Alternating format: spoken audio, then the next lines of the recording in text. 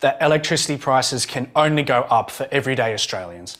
They are captured by these new laws. I think that the major parties have both decided that they don't want to have this because it's going to look bad for both of them.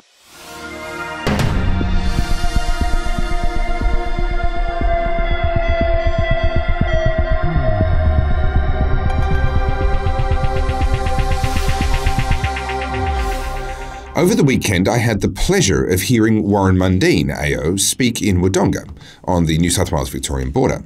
The topic was, it's okay to say no, referring, of course, to the voice referendum.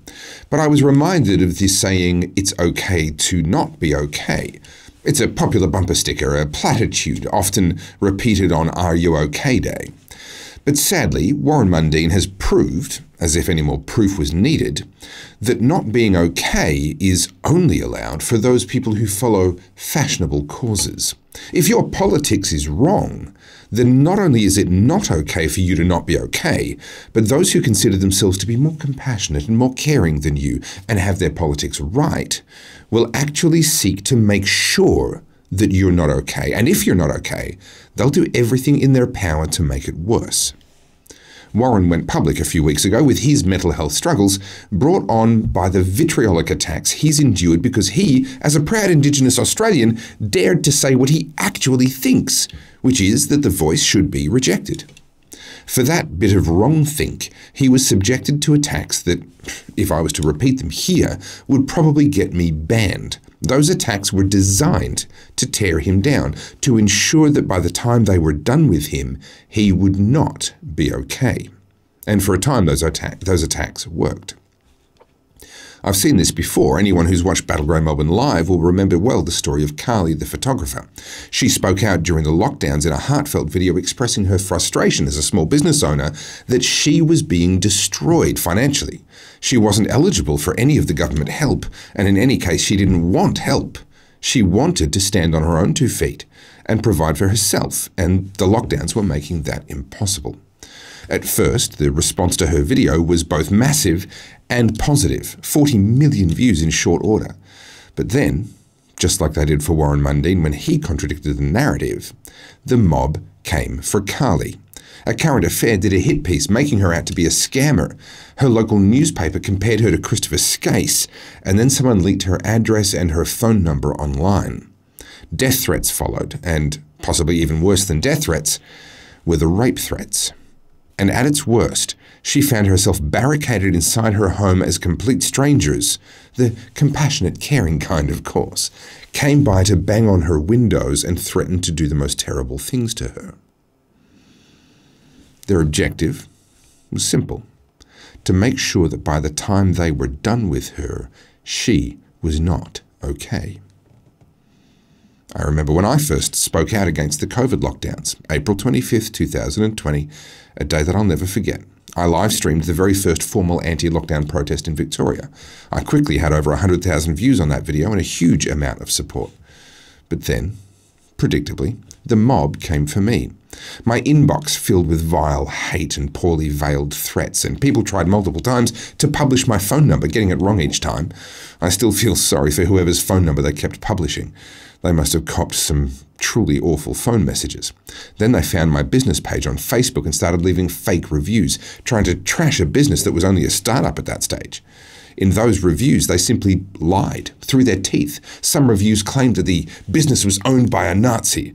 Ironic, since they were behaving like the brown shirts. I was accused of falsely claiming to be a combat veteran, a flat-out lie. I claimed only that I'd served as a member of the army, which is true. Never did I claim to be deployed or anywhere near combat. But the truth didn't matter. They were hot under the collar, and they had one singular objective: to make sure that by the time they finished with me, I was not okay. Now, honestly, the backlash after that first protest didn't bother me at all. But as time went on, as I showed up to protest after protest and dodged cops and remained fearful, correctly as it turned out, that I would sooner or later be arrested in my home, as I watched the city that I had loved my whole life succumb to fear, I wasn't okay. It came to a head in mid-last year, 2022. Yes, that's right, long after the lockdowns ended and we all got back to normal. The weight of what I'd witnessed, the slow motion collapse of that business that I gave 6 years of my life to, the depressing realisation that most of my fellow Victorians actually liked Daddy Dan and wanted him to go harder, Daddy. It was a lot. And I was not okay. I was never suicidal, thankfully. I don't think I'm wired that way. But I was definitely not okay. And I didn't know what to do with that fact. I could tell something was very wrong, but honestly, when you're on the inside looking out, sometimes it's impossible to see what's obvious to everyone else. And I just didn't know what to do. Thankfully, a friend of mine, Maya Tessa, some of you will know her, she walked up to me at the Freedom Conference in 2022, and she just flat out said what I needed someone to say. She looked at me and she said, "You look terrible. What's really going on?" And in asking me that, and me knowing that she actually meant it, that she actually cared, that she actually wanted to know, well, that gave me permission to tell her, to say things to her that I hadn't even really admitted to myself up to that point in time. And as a result, that moment was as low as I ever got. The year since then has been just a slow climb back out of that darkness. And whilst I am without doubt in a far better place than I was a year ago, there is still more work to do. I wouldn't say that I'm okay yet. But I'm okay with the fact that I'm not okay yet. Now, that's not an excuse to stop working on myself. I'm not going to settle for not being okay. But nor am I going to judge myself for being human, for carrying battle damage after the last few years, for not being okay for a time. My journey back was made possible by someone else giving me the chance to admit out loud that I was not okay. Carly's journey back started, well, actually with a phone call to me, and we talked a lot during those darkest of days for her, and since then she's worked hard and she's pulled herself out of that darkness. And those days now give her strength, and her scars give her street cred. She's unstoppable now. Warren Mundine is only now just turning that corner. He went public with his story, and predictably the compassionate and caring mob had the absolute gall to use his mental health battle against him, to mock him, to tear him down, to gaslight him, and try to make absolutely sure that he would not be okay. But Warren has talked to people. He's had those conversations, and he's turning that corner away from that darkness and towards the light with support. I believe he'll be okay. But first, for a time, he has to be okay with not being okay. And that's okay. I don't know who needs to hear this. Maybe you, maybe someone you love. Maybe you're the one that needs to ask that question and give someone else the chance to actually say out loud what they haven't even admitted to themselves. But today, specifically because it is not Are You OK Day, and this is not some corporate virtue signalling piece of wankery. Today, I need to tell you this, and I need you to hear me. It's okay to not be okay. After all you've seen, you've experienced, you've been through, it's okay. Would you promise me that you'll find somebody that you can talk to and tell them things you haven't even admitted to yourself yet? Or if you are really okay, and good for you if you are, I'm not saying you have to be not okay, but if you are okay, can you be the person that others can talk to?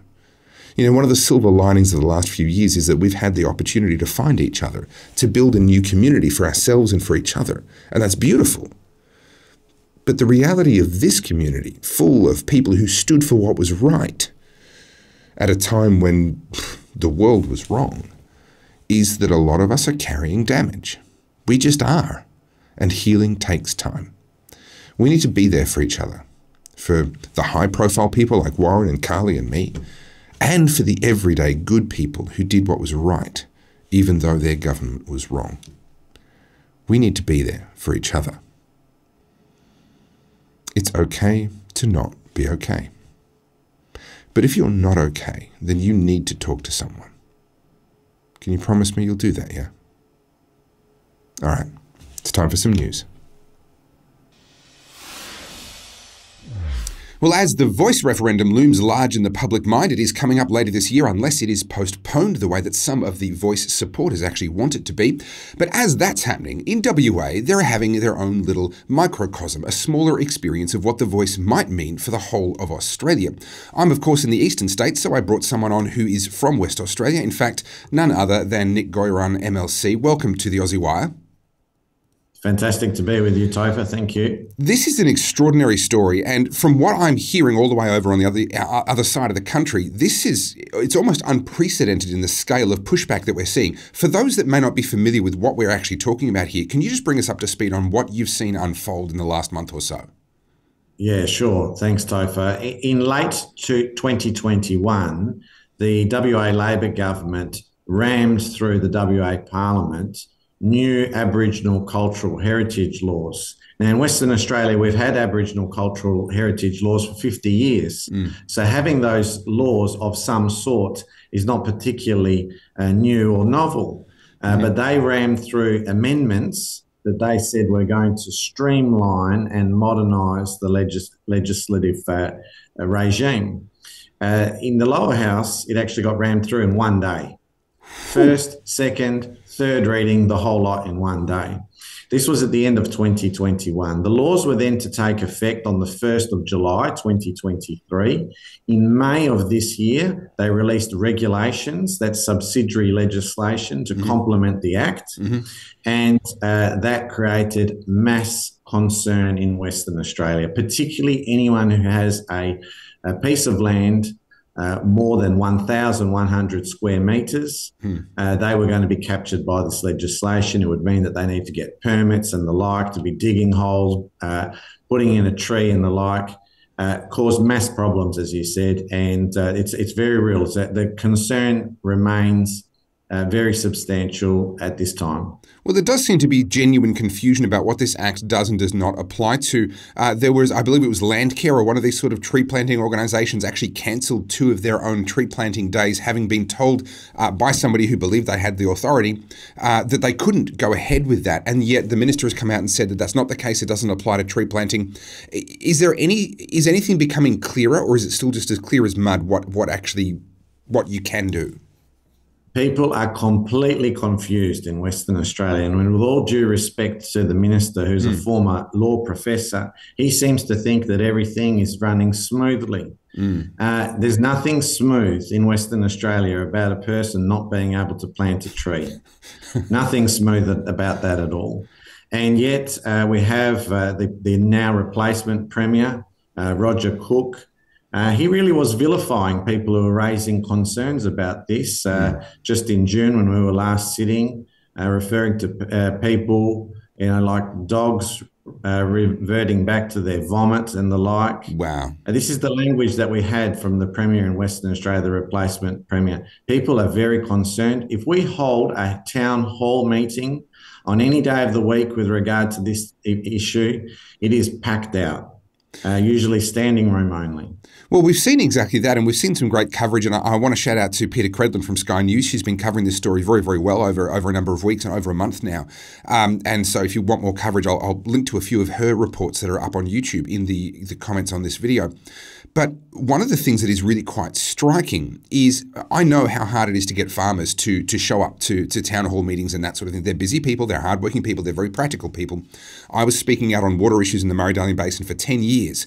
And finally, in 2019, we got a bunch of people to show up in Canberra for a protest, 4,000 people. That was the work of a decade, or actually more than a decade, from other people that began before I did. It seems as though this has come out of nowhere. Just the legislation itself has been this spark that is, I mean, help people understand something of the scale of this. This is from the north of WA to the south of WA, all over WA. We're seeing people turning out in huge numbers. Yeah, look, the best way for people to understand it is, as I say, imagine that you have a home or a property that is more than 1,100 square metres. Now, there'll be plenty of Australians on the East Coast and elsewhere, and indeed in Western Australia, including myself, who own property, which is smaller than that. Sure. And so for us in Western Australia, in my case, I think my property might be 870 square metres. Well, if you like, I'm a first-class citizen. I have full property rights in Western Australia. But for others who have a property more than 1,100 square metres, and as you can imagine, that's every farmer in every Western primary Australia, producer, amongst other people who just like to have a larger size block, they are captured by these new laws. And it's no wonder then that people are up in arms. And as you said earlier in your introduction, Topher, this is understandably causing concern for the upcoming referendum for the voice here in Western Australia. We're being told that we would like to have this enshrined in our Australian Constitution as part of our federated model. Well, Western Australians are clearly going to be saying no about that. They have had enough about this. And I suspect that the Western Australian experience is probably influencing voters right across the continent as we see what's happening over there. Another question that springs to mind for me, though, we know that governments, state governments all over Australia, spend a small fortune on focus groups and testing their messaging around bits of legislation or regulations or policy changes, etc., new programs.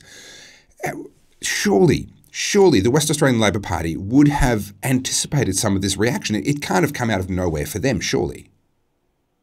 Well, I think that you'll find, Topher, that here in Western Australia, we've had a state government, unlike any other, who has benefited from the pandemic. Right. We had a Premier, Mark McGowan, here for 6 years. Well, whether you love him or hate him, he was an expert at politicising the COVID pandemic. Sure. And he benefited immensely, like no leader before. And so all of their polling and their focus groups and so on and so forth were primarily driven around that issue. Yeah. This issue, I think, has caught them by surprise.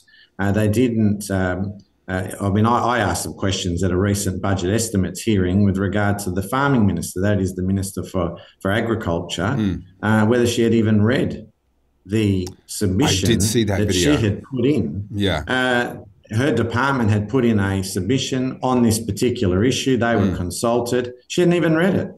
So that was the level of complacency that we have seen because, you see, it wasn't a direct COVID issue. Yeah. They were completely obsessed about COVID. And so things like this have just got through to the keeper. I'll put the link to that video as well in the description of this video so that people can see that for themselves. And finally, I mean, there's a lot of parallels between what you're describing there with Mark McGowan and what I saw with my own eyes with Daniel Andrews back when I lived in Victoria during the pandemic. There is a level of secrecy that seems to come with this. And we were chatting off air just before the interview. Can you tell everyone what's happening in terms of releasing information to the public about this? Well, Topher, look, I think that the West Australian example gives people two very clear reasons to vote no. First of all, we've had this utterly shambolic rollout of the new Aboriginal cultural heritage laws that have people concerned whether they can go and even plant a tree. Without having to seek permission, without having to pay a fee for a knowledge holder, a so-called knowledge holder to come and indicate to them whether this particular area has been impacted by cultural heritage and the like. That's reason number one. But reason number two is that in Western Australia, we know that Mark McGowan, the former Premier, he had received advice as to how would Western Australia be impacted by a Canberra voice. If the people of Australia decide to enshrine permanently into the Australian Constitution a so-called voice, how would that impact upon Western Australia? Sure. I asked Mark McGowan twice for that information to be released. He refused. A massive petition was then tabled in Western Australia. That petition went off to a parliamentary inquiry. It's still subject to a parliamentary inquiry. He, of course, then resigned as Premier. I then subsequently asked the replacement Premier, Mr Cook, if he would provide that advice, and he provided the same level of obfuscation and secrecy and avoidance. And so to this day, Western Australians do not know what is the advice that has been provided to the West Australian government. Now, we should know that. Now, for the people who are strongly no voters because they say we shouldn't be supporting this because it's dividing Australia on racial lines and the like, they're not going to be interested in the advice. Fair enough, they already settled. For those who are adamantly pro this whole Canberra voice, they're not going to be persuaded. But why I keep pursuing this is because there are a number of Western Australians, and I assume therefore a number of Australians, who are unsure. They don't know, and they are entitled to see this advice. It is reprehensible for the West Australian government to keep this secret.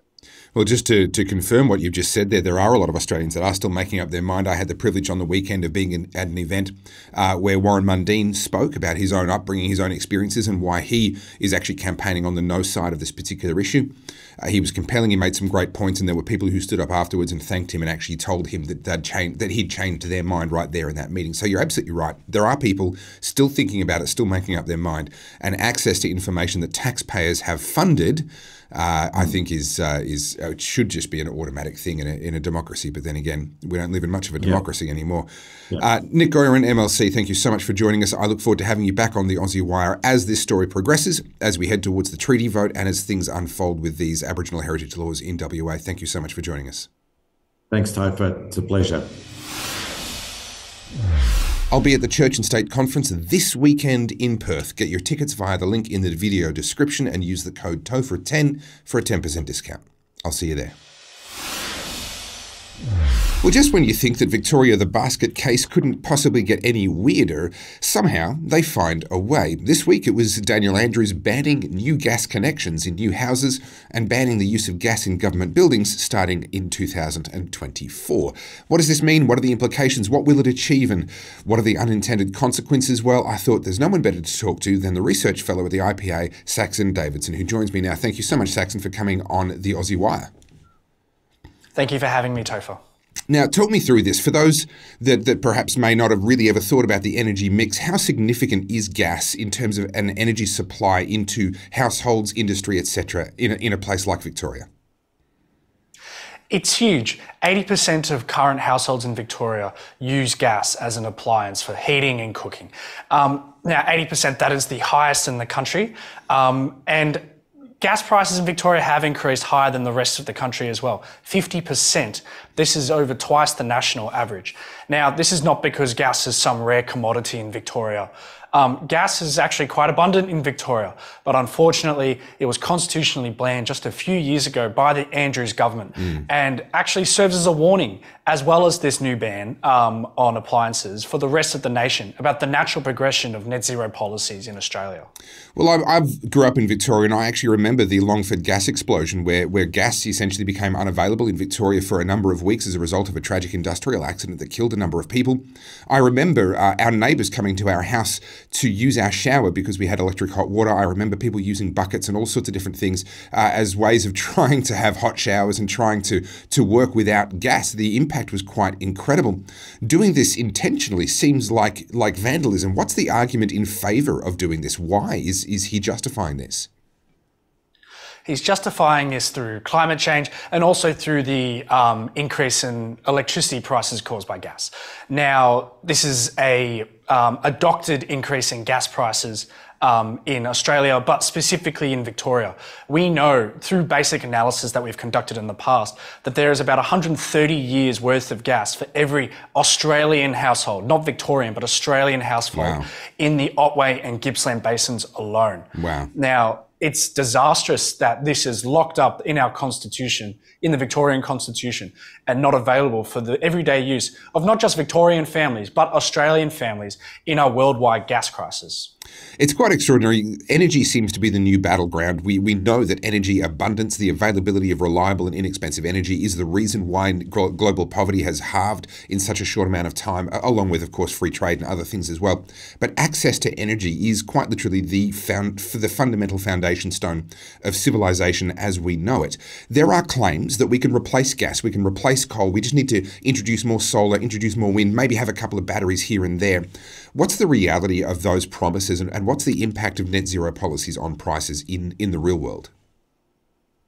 Well, the reality is that with net zero and the removal of baseload power from our energy grid, that electricity prices can only go up for everyday Australians.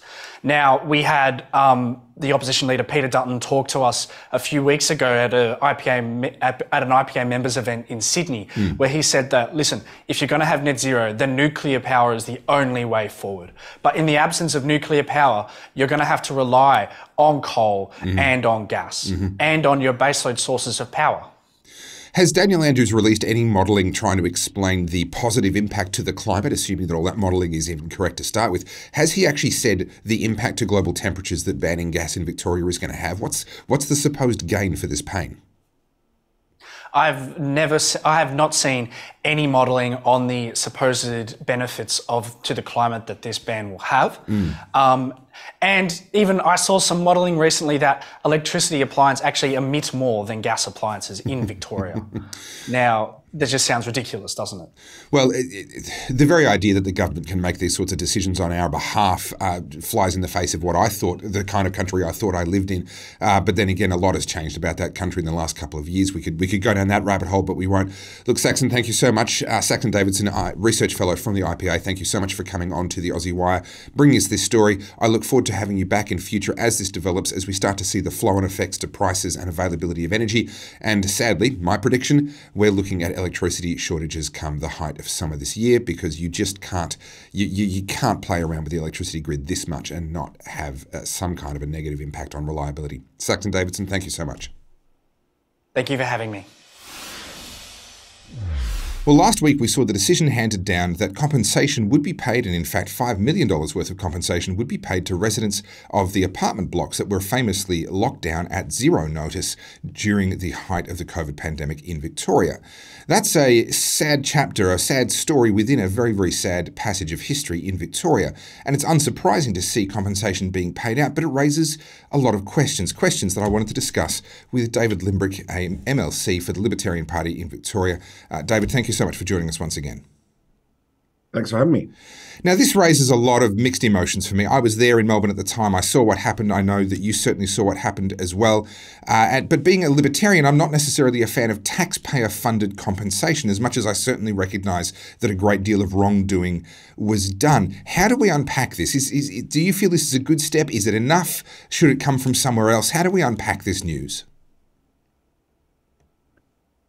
Look, the housing tower lockdown was unquestionably a breach of their human rights. The Ombudsman's report was very clear in her assessment of what happened there. And therefore, I think that these people are entitled to some form of compensation. The problem that I've got is that everyone in Victoria's rights were breached, and we can't pay everyone compensation because the taxpayer money, as you say, comes from those very same people. I think the real thing that hasn't happened here is there's been an inquiry into the housing tower lockdowns, but they haven't had this Royal Commission that was promised by Albo. I think that the major parties have both decided that they don't want to have this because it's going to look bad for both of them, and they're just delaying it as long as possible. I think it's really dangerous when you've got these people that were in positions of power making these recommendations without any sort of reckoning, and then they're all sort of moving on to different positions now, none of that being taken into account. I think it's really problematic. I think that Australians deserve a full and frank assessment of these problems. What I'd prefer to see more than compensation is some sort of evidence that they've learnt from these mistakes and they're not going to do it again. Well, this is my biggest concern going forward, is that I don't believe lessons have been learnt by the electorate, let alone by politicians. We saw Daniel Andrews re-elected. In my opinion, that was a mistake on the part of the Victorian people, but we live in a democracy and we have to respect the outcome, and I do that. But I don't believe that was the right decision. We've seen at a federal level, as you say, both Liberal and Labor parties don't seem to want to talk about this. They just want to move on as though nothing actually happened.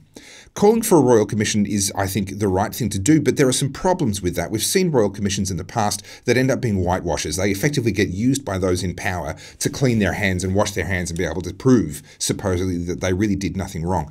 How would we, assuming that we got a shift from one of the major parties and we actually could get a Royal Commission to happen, how would we ensure that it actually did its job?